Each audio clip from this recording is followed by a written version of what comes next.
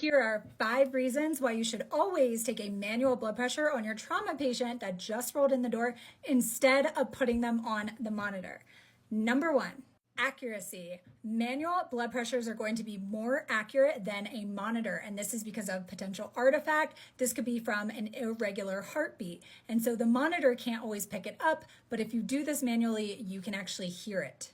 Number 2, peripheral perfusion assessment. This means that you can actually hear if the pulse itself is thready or bounding, because this could indicate a potential loss of volume in this patient, or even the potential that this patient is not going to sustain their pulse easily.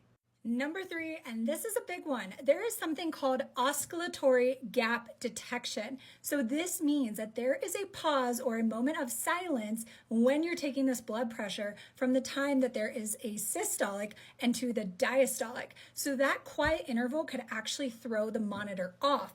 But when you're used to taking manual blood pressures, you know that you're going to have this little moment of silence or this oscillatory gap detected.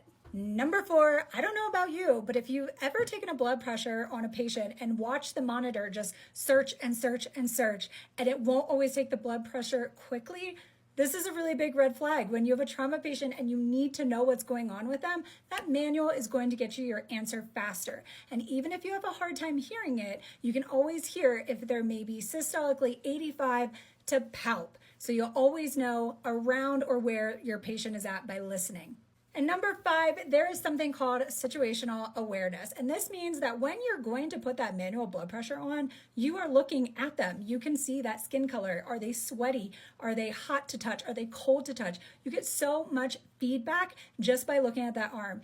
And pro tip, if you have somebody that's trying to draw blood, when you're squeezing that blood pressure up and their volume down, this can also help act like a tourniquet to help your colleague or friend get that blood even quicker.